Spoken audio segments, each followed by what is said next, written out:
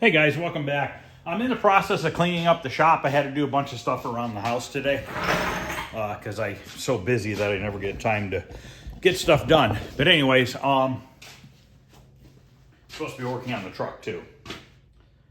I start cleaning and then I see stuff that's broken and I want to try to fix it. So I wanted to look at this. I brought my mirror out here and clamped it on the side. I want to show you what this board is currently doing in here. Show you the back of this cabinet real quick.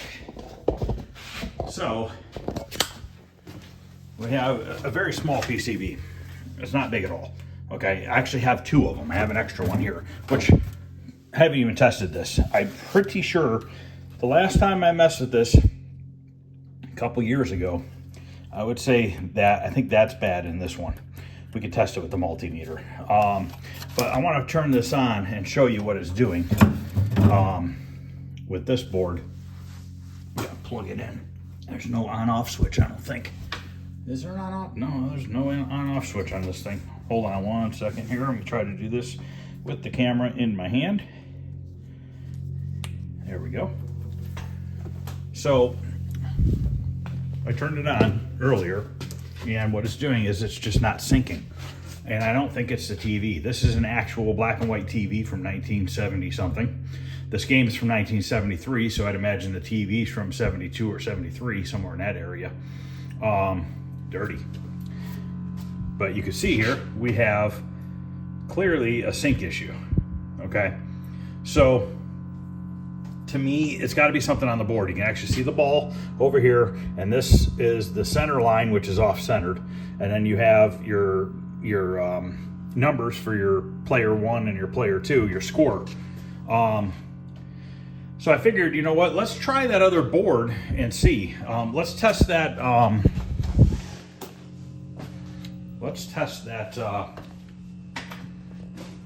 plug this from the wall, it'll be easier that way.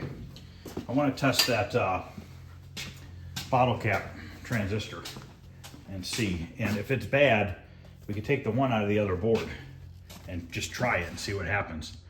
So let me grab that. Because clearly the one in the other board is working because it's actually, you know, showing something on the screen. I haven't tried coining it up yet.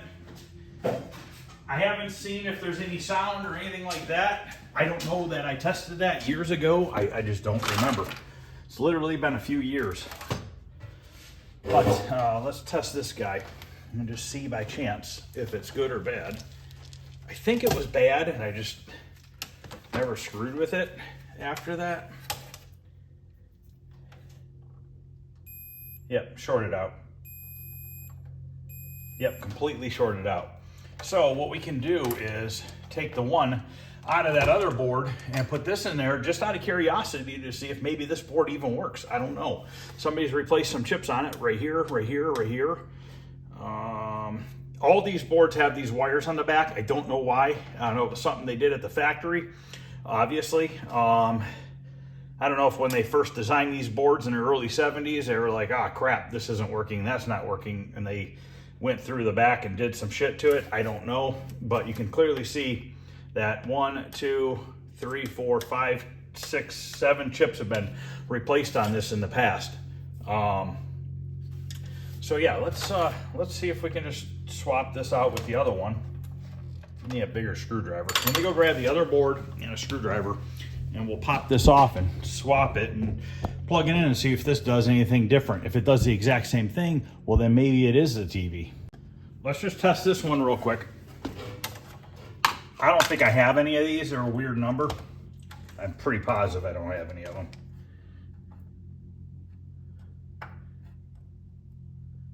Yeah, see, this is reading 5.88.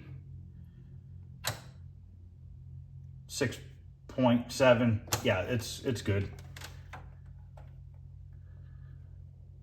Yep. Okay. So might as well just try swapping it and see what happens. It's not going to hurt.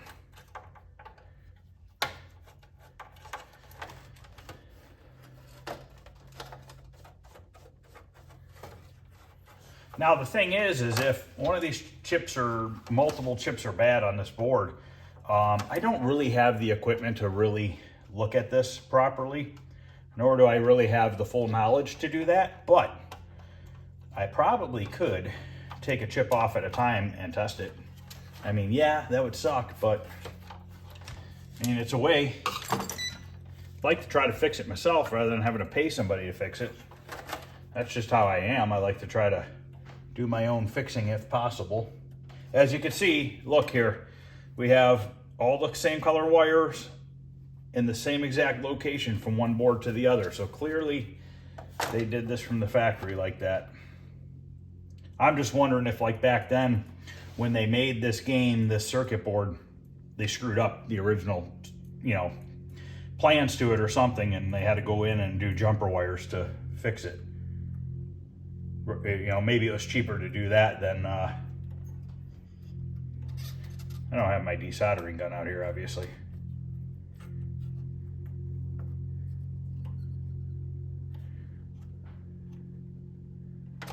There we go. Boy, somebody put a lot of gray shit on this thing.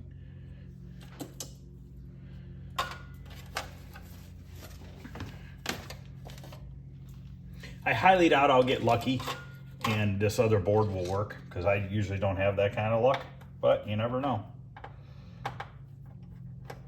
Or maybe this one will partially work different than that one. But I think between the two boards and all these chips I have, I should be able to fix it, because I have plenty of chips to swap out. What's crazy is this was from 1973, okay? So there's still chips on these boards that still work from 1973. It's pretty crazy. Now, who knows, like, how much this game was played. I don't think there's any sort of a coin counter or anything in it. I mean, I don't think back then they were really thinking of that kind of stuff, you know?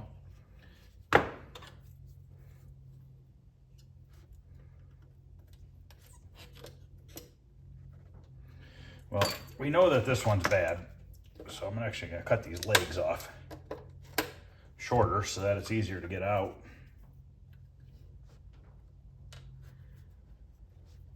I could have done this off camera, and I was going to kind of mess with it, but then I was like, you know what? Let's just do a few things today on it, since I'm cleaning up out here, and just see what happens. So I know that's bad. It's an LM309K. I haven't even looked to see if you can order them. I'm sure you can, but I haven't even tried. I don't know why I pulled this resistor out of here. I should have just left it.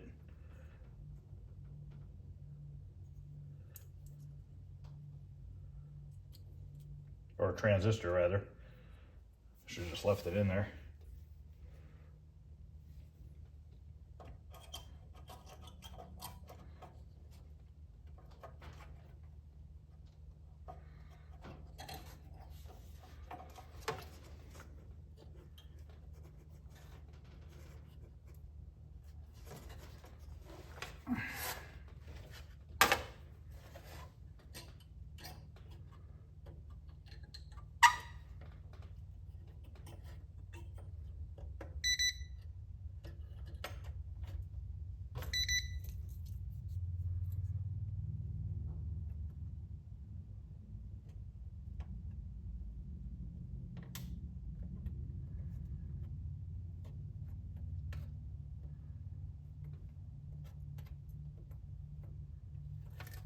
I don't even think I need to add more solder to that. Like usually I like to tighten them down before I solder them.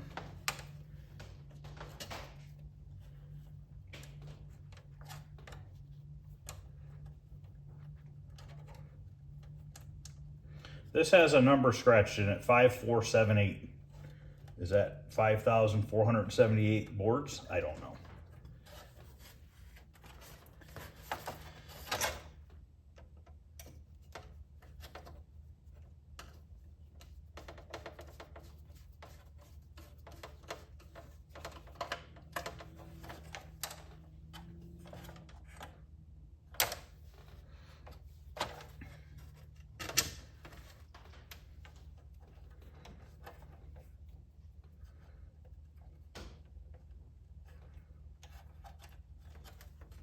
In the grand scheme of things, this is actually pretty easy setup as far as diagnosing, really, I would think.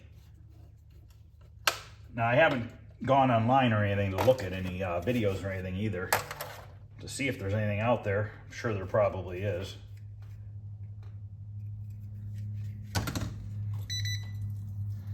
Guess I'll add a little bit just to be on the safe side.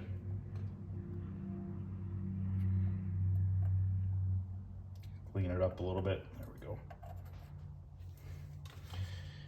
All right, well, see if it does anything. Maybe it will, maybe it won't.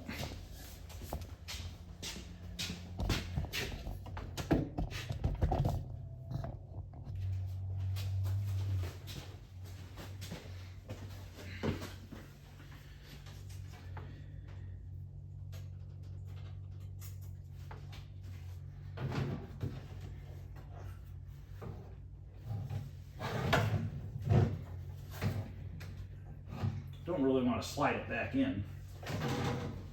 Just stay without hitting metal. Be all right.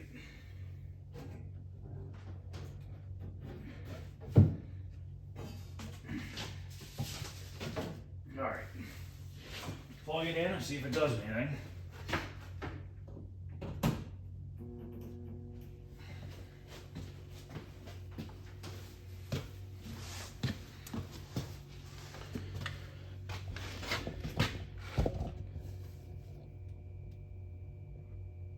This thing takes a minute to warm up. Tube TV.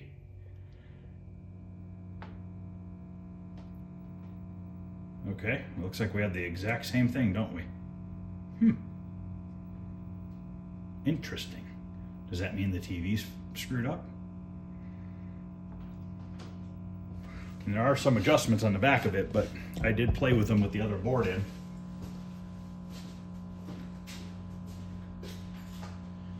Just find it odd that it's doing the identical thing that the other board's doing, and clearly I haven't messed with anything on any of the boards. It's like a vertical sink. There's a vertical linear pot. There's no vertical sink pot here. There's a horizontal. Well, no, there's a width coil. Yeah, horizontal hold. But that's not going to do anything.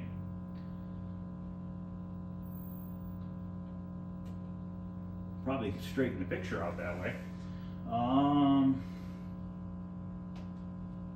What is AGC?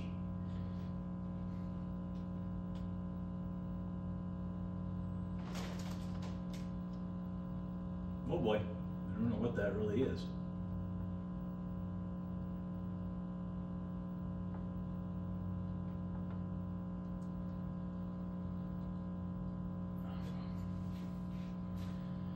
Huh. Kind of confused. So we can pop off the back of the TV. I just find it very odd that we're getting the exact same results from one board to the other. Let's see if it'll point up. Unless maybe this is a common problem with these boards, and maybe this is what they do. I don't know.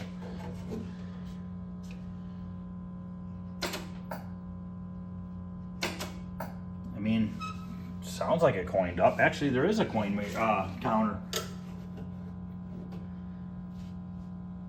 5,859. Really is not that much.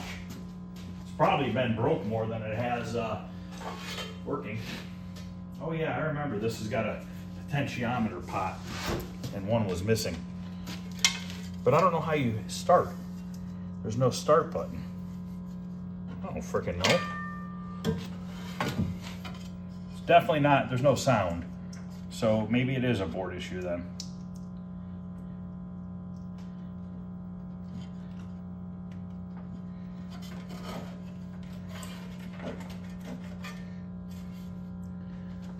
Don't even have a wire for the other pot.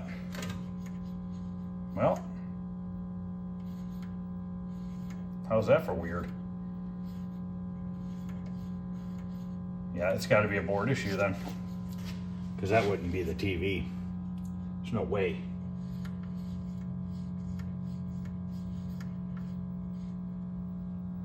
I wonder if I even have another potentiometer and stuff in there.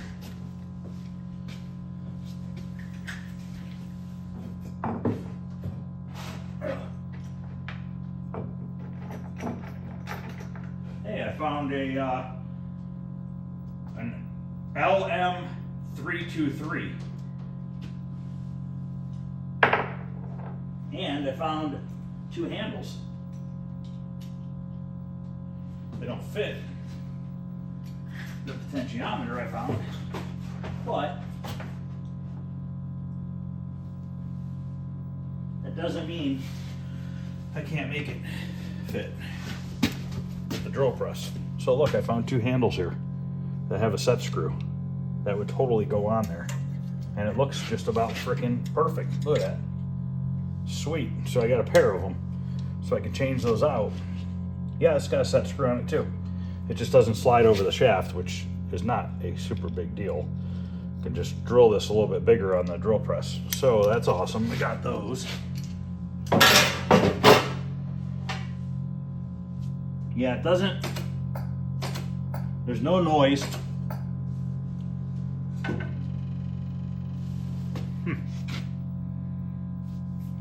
I don't know what to make of that. At least we have something on the screen. All right, I'm gonna pause this. All right, I'm gonna end this. I'm not gonna keep messing with it. I just figured I'd show you guys what these boards were doing. They're both doing the same thing. Let me know what you guys think. Do you think it's something other than the boards because they're both doing it? I still think it's a board issue because there is no sound. So being no sound to me would definitely seem like something to do with the board. I do have a bunch of extra tubes in here for the TV and stuff like that. And there's a part of a manual. It's just some of it. Wiring diagram and stuff like that, which is nice to have, but it doesn't give you a schematic of the circuit board or anything like that, but I'm sure you could probably find it online. So I'm gonna kind of just pack this up for now. Just figured I would, I was cleaning up in here. I'm still cleaning up.